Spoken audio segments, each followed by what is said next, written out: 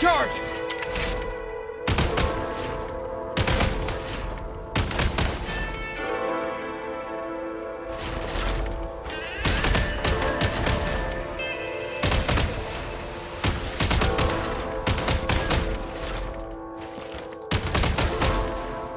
Need a refill!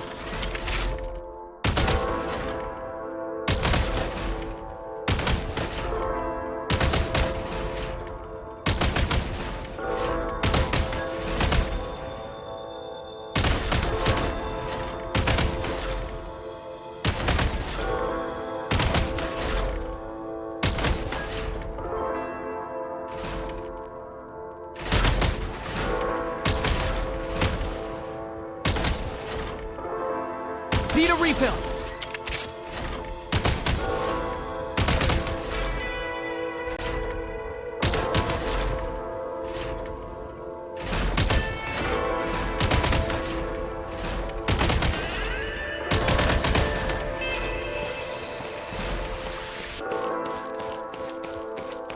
Should be worth holding on to.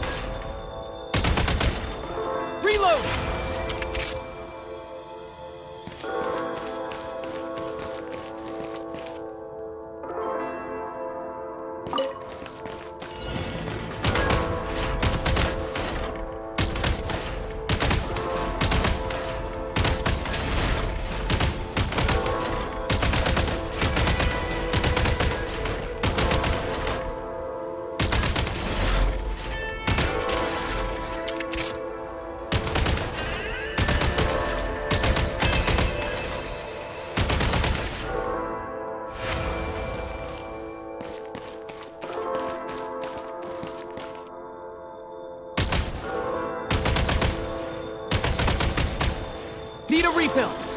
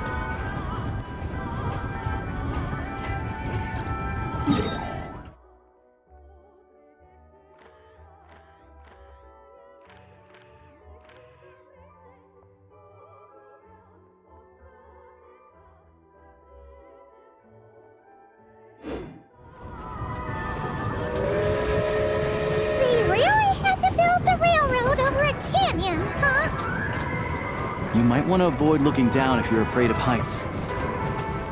No, it's not that. Paimon's just praying that we don't have yet another accident.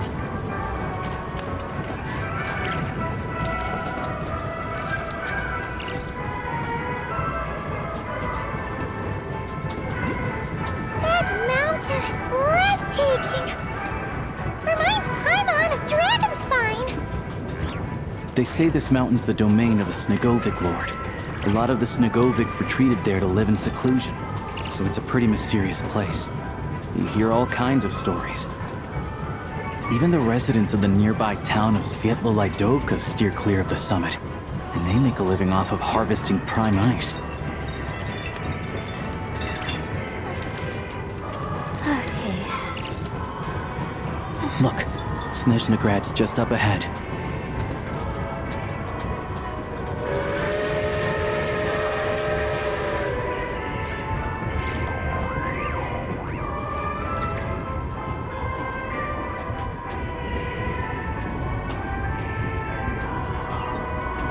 Even when we're not looking up at the stars, they're always there, watching over us.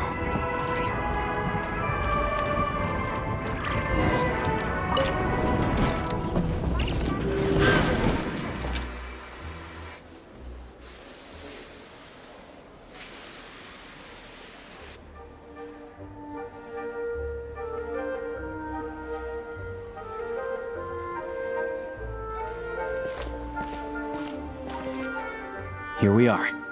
Welcome to Snezhnaya. Wow! It's so majestic! It's built for maximum efficiency, but in the future, you can use this train station to travel anywhere you want in Snezhnaya. For now, though, come with me. This way. There's a... Look!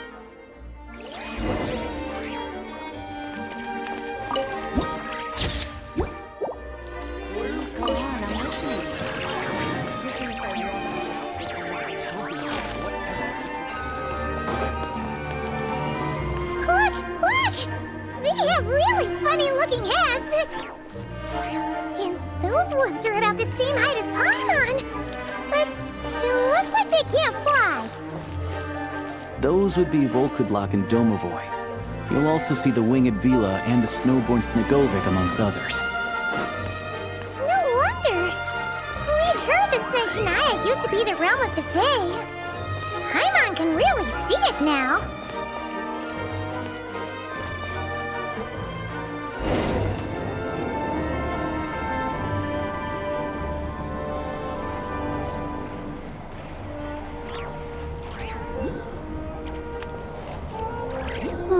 The snow? To the left is the market of Zolny. They sell everything there. You can often find some nifty little trinkets. To the right, you'll see the Korolyevsky Theater in the distance. Look at that! Incredible!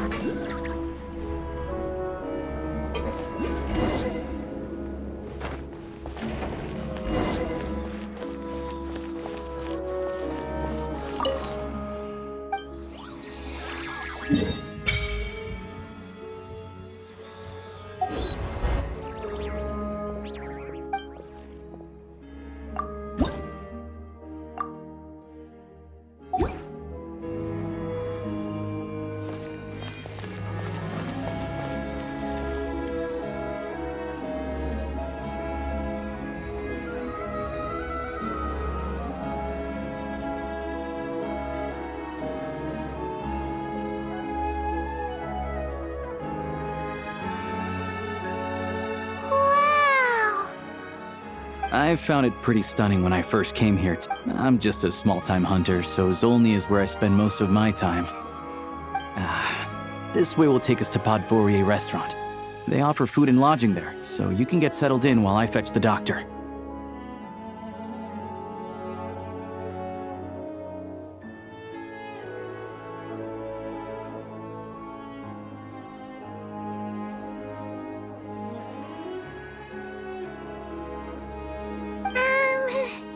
Is that gonna be stunningly expensive too? Yeah. I mean, there are places to stay. Most of the stoves are out of crystal, the windows are drafty. And at night, four-legged roommates come out to play. Sharp. Yep, no way. Not a chance Paimon's staying anywhere like that. Maybe we can split the Fine then. Don't worry. You'll get some... I'm glad to see you've perked up. If you find yourselves in the mood for some sightseeing later, there's a few This way leads to Zapoliarny Palace, which serves as the Tsaritsa's audience chamber and also her personal quarters. The adjacent block is kind of a city in its own right. Inside, there's a munitions factory known as the Armory Palace, producing a constant supply of all kinds of equipment for the Fatui.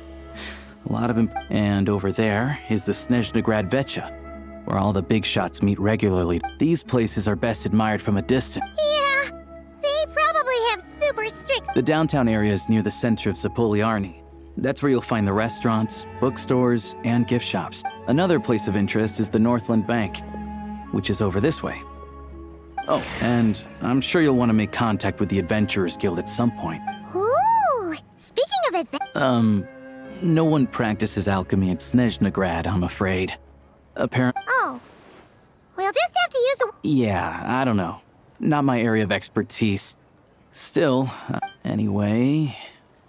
Finally, there's Zolny in that direction. It's mostly residential buildings and factories. That's about it. Sounds good. Thanks for... Podvorye restaurant is right...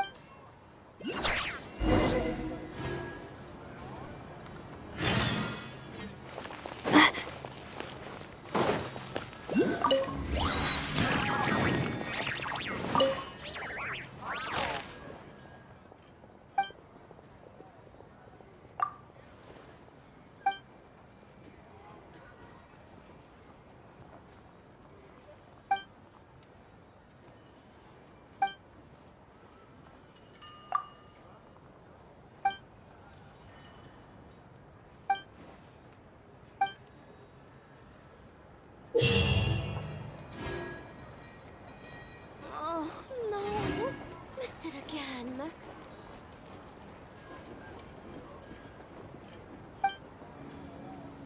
Ad Astra...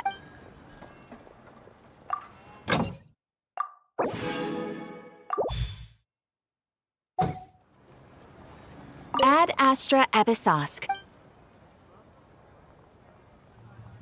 I am sorry, but you have not yet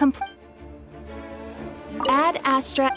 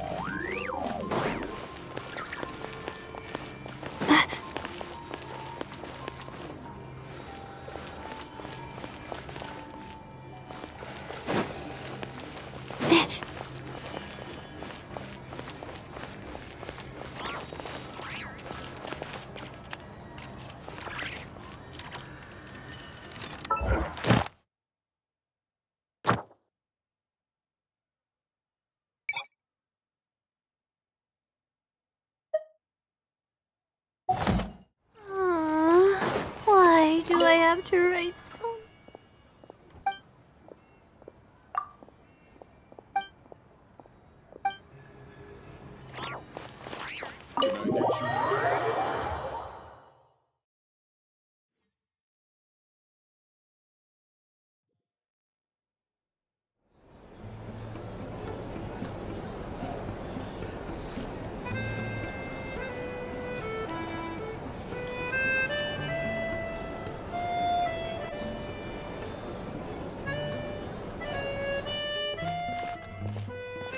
Looks like you get what you pay for, huh?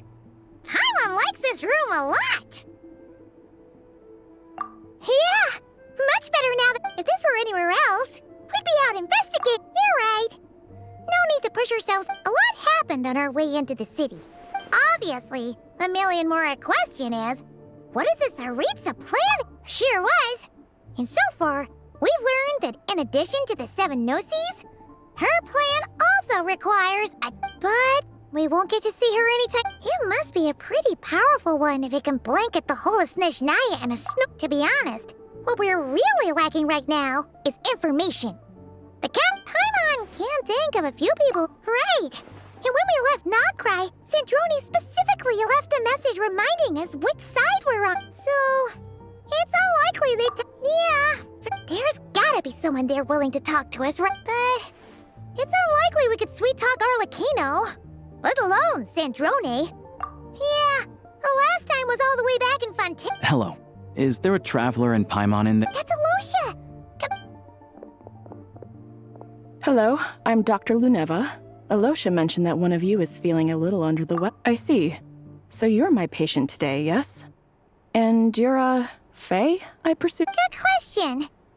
Paimon's not too sure either, but... she's definitely not the same kind of Fae as the ones we saw at the train station. Not exactly. It's just... I'm used... But don't worry. I do have some It'll be fine. Paimon's basically the same as a human, right? We're no different when it comes down to it, are we? That's just because Paimon knows how to eat. Now, please take a seat. Okay. Vital signs are good. Test results are all within normal ranges. I can give you some medicine to tide you over. If you find yourself with a persistent low-grade fever, or...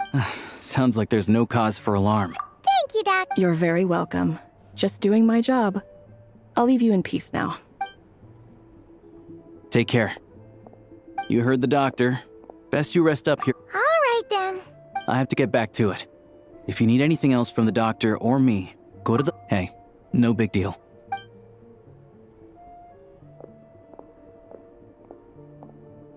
All right, time to find Childe and see what he can tell me.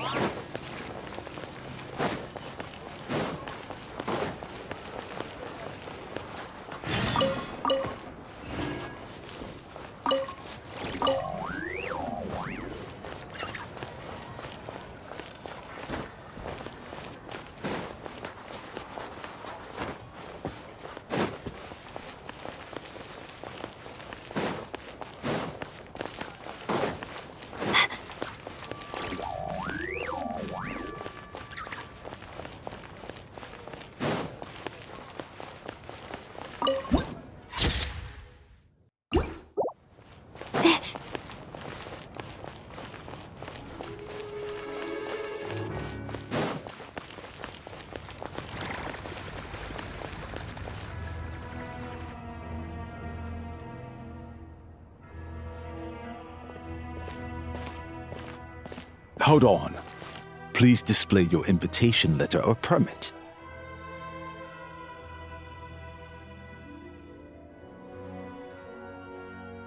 Glupov does not accept meeting requests without a prior appointment. Might I ask who you're hoping to visit? Another one who thinks the rules don't apply to them. I don't understand why people think they can just talk their way in here. You don't just show up and land a meeting with the Harbinger. But I have to go through the motions. Wait a moment. I'll pass on your message. Lord Childe is a busy man. Even if you two are old friends as you claim, please understand that the Fatui Harbingers are often busy with their official duties. They tend not to stay in Glupov for extended periods. Next time, stick to the rules. You'll make life easier for both of us, Greetings, Lady Marionette.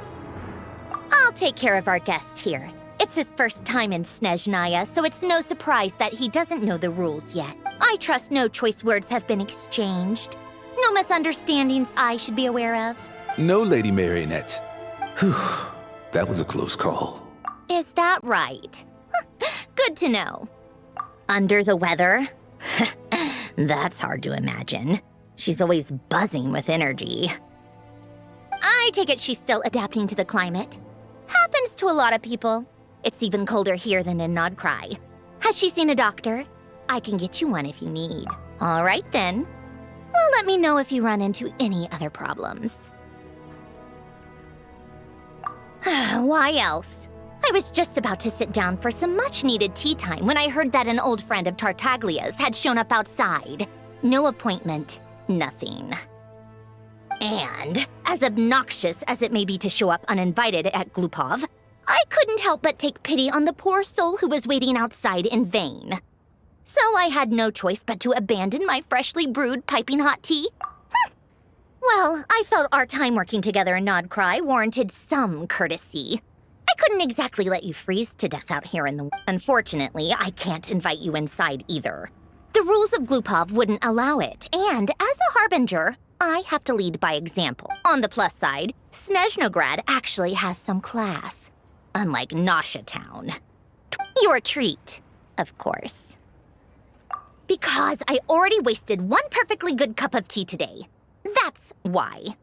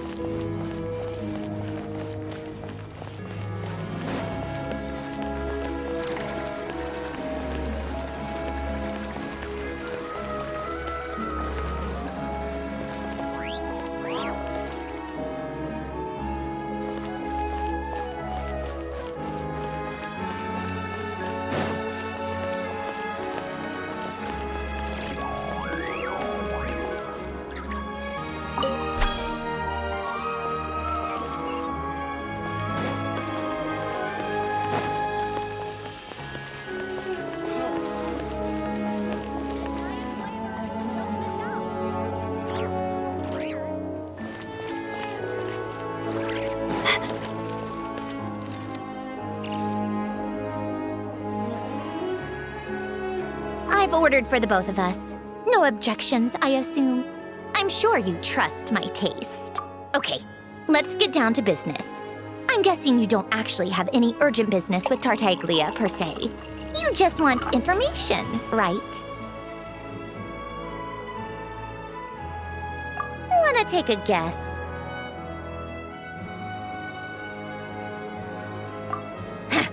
Of course you'd say that. You shouldn't underestimate Counselor Tartaglia. That's right. I'm sure you've heard of the Snezhnaya by now. Well, he's busy preparing some paperwork for their next meeting. They'll be discussing yet another extension to Project Snezhnaya. It's basically all anyone cares about in the Vetcha these days. Yeah, he's more of the shoot first, ask questions later sort, isn't he? It all started with a very detailed letter that Capitano left for the jester, Piero, before leaving for Natlan. In that letter, he detailed the future arrangements for his subordinates. All of his key people were reassigned to Tartaglia. I guess he'd already prepared to leave us for good all the way back then. But Piero didn't reveal the contents of the letter until the events in Natlan had concluded.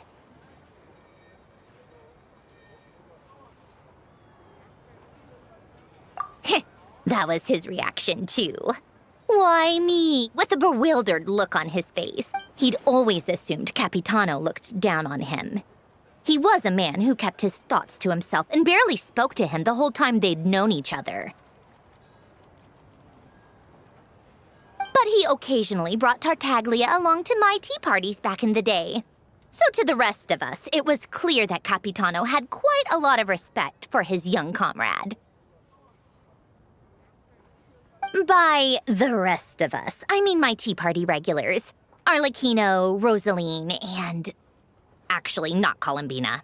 She was probably oblivious to it. Anyway, then the Liues situation happened.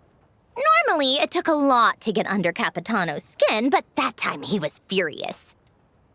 It's not really my place to talk about it, though. You can ask Tartaglia about it sometime. Basically, Tartaglia probably had the wrong idea about Capitano all along, right up until Piero revealed the letter he'd left behind.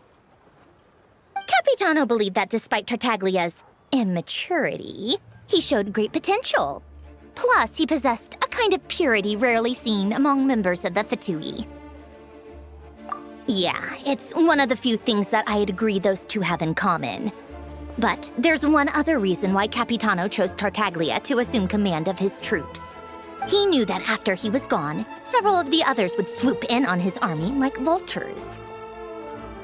With the ones who stood to benefit the most being the rooster Pulcinella and Regrator Pantalone. Once they divided Capitano's troops between them, they'd be more powerful than ever. No one. So, you can see why Capitano chose to hand that letter to Piero, right? Exactly. Piero also needed to back a harbinger as soon as possible. And all things considered, Tartaglia was the best choice. Even though Tartaglia has had the support of Northland Bank for a long time, he and Pantalone are ultimately not cut from the same cloth. I'd say Capitano made a good judgment call. Anyone else caught in this situation would probably... His best course of action will be to distance himself from any shady business, while still maintaining friendly relations with Pantalone, but seeking Pulcinella's support at the... What's the point in having a tea party if you don't spill a little tea? Besides, none of this is confidential anyway. Ask any journalist out there. They'll give you all the lurid detail. You'll see it firsthand if you ever sit in on a session of the Snezhnaya. All the factional strife, whether open or unspoken, it plays out for all to see in that one little room. Having a voice in the Vetcha is the only way to steer policies in your favor. So, every person in that room represents a particular interest group. Pantalone, for instance, represents the financial sector, and Tartaglia represents the Fatui soldiers. Personally, I have no interest in political jousting, but But since I have a number of engineers and researchers under my command, I have to make their voices heard. Then there's Pulcinella, the linchpin of the Vecha. He represents politics itself. Everything involves him, so nothing can bypass him. Any issue that comes up, he knows how to mediate. That's what the Tsaritsa values most about him. I'm starting to see why everyone is so frustrated with the way things are, but also powerless to change it. A complex web of interests connects all parties involved, and the Tsaritsa sitting at the top adds another layer of complexity. It must be nearly impossible to come up with a perfect solution. All right, I'm done carrying this conversation. Time for you to answer a question of mine. You must have known that you can get the info you needed from me. So why was Tartaglia the first person you asked to see and not me? Huh? Jealous? As if. Wait. Oh, I think I know what it is. Columbina passed on my message to you before you left Not Cry, right? I only meant you should be mindful of which side you're on. Is that actually why you didn't ask for me? Because you took that to heart?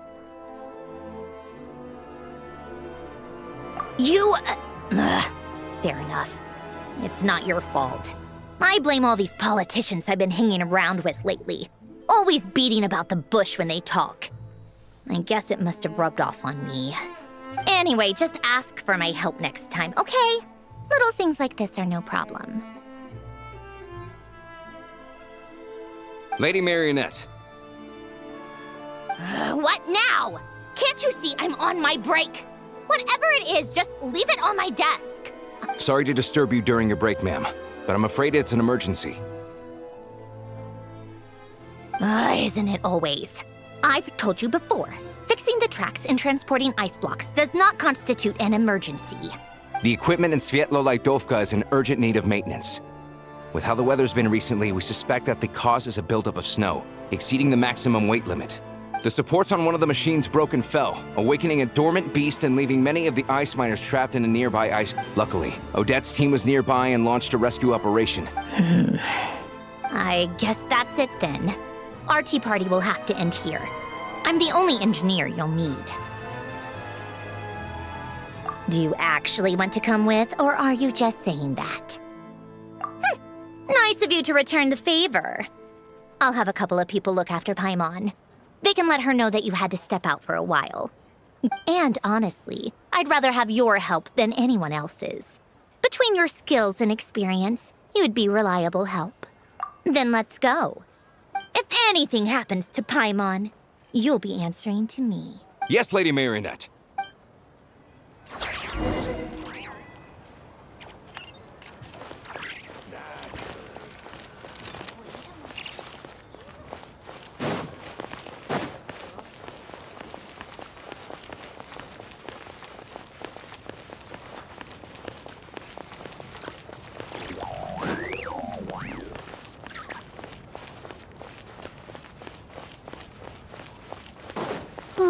The snow is sparkling, just like the stars in the night sky.